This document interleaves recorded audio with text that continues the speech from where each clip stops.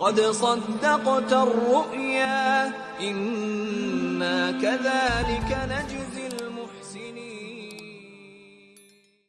السلام علیکم ناظرین، آپ دیکھ رہے ہیں دارالوحی انسٹیٹیوٹ. میں ہوں محمد اویس مرسود. کر حبیب محمدی صاحب موجود ہیں. کر صاحب سے آج ہم کویسچن کریں گے. السلام علیکم کر صاحب. وعلیکم السلام. اچھا کر صاحب، ہمیں یہ بتائیں، خواب کے اندر انسان اگر بلی دیکھے تو اس کی کیا تعبیر ہو سکتی ہے؟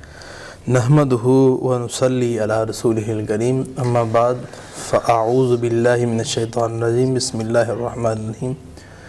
ویس بھائی، جب بھی خواب میں بلی نظر آتی ہے جی کیونکہ بلی کی ساری تعبیریں تقریباً خراب ہیں، ایک تعبیر اس کی اچھی ہے. جی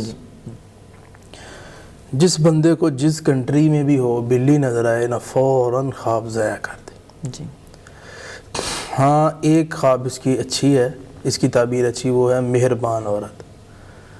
ورنہ خواب میں بلی دیکھنا، اس کی تعبیر ہوتی ہے گھر میں چور آئے گا، دکان میں چور آئے گا، شاپ میں چور آئے گا، معاملات میں کوئی بندہ خیانت کرے گا اس کے ساتھ. اس کی ایک تعبیر ہے کوئی بندہ اس کی چغل خوری کرے گا، چغلی کرے گا. اور اسی طرح اس کی ایک تعبیر ہے یہ بندہ نوکر بن جائے گا یا اس کے پاس نوکر خیانت کرے گا. اور اسی طرح اس کی ایک تعبیر ہے یہ بندہ بیمار ہو جائے گا.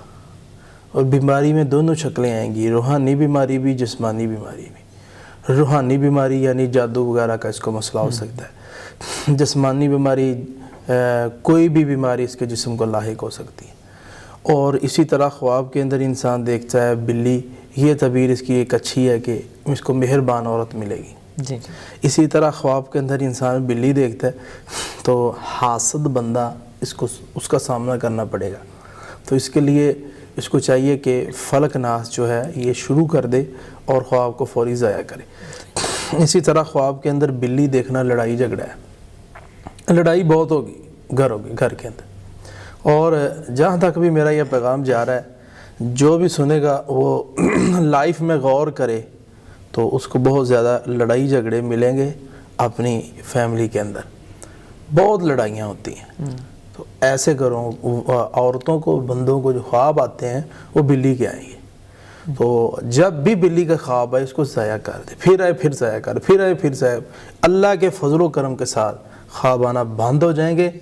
اللہ کے فضل و کرم کے ساتھ کسی عمل کے پاس جانے کی ضرورت نہیں پڑے گی. گھر میں علاج کریں اس کا، خواب کو ضائع کر دیں.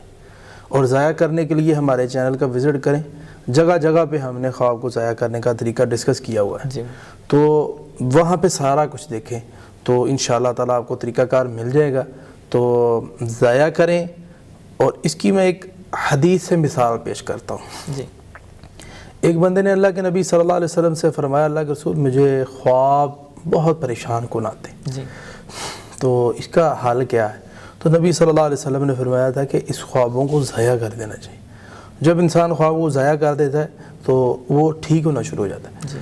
بڑے بڑے لوگ ایسے ہیں وہ میڈیسن بھی یوز کرتے ہیں، میڈیکل دوائی، ہربل پروڈکٹ بھی اور جادو کا علاج بھی کرواتے ہیں، لیکن زندگی کے اندر پریشانی غم دور نہیں ہوتے. معاملات خراب ہوتے جاتے ہیں. بالکل ایسا.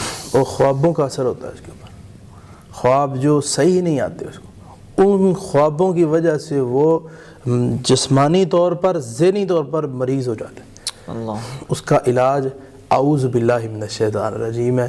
پڑھے، پہلے بائیں جانب تھوکے، پھر اعوذ باللہ پڑھے، صدقہ دے، 2 رکعت نماز پڑھے.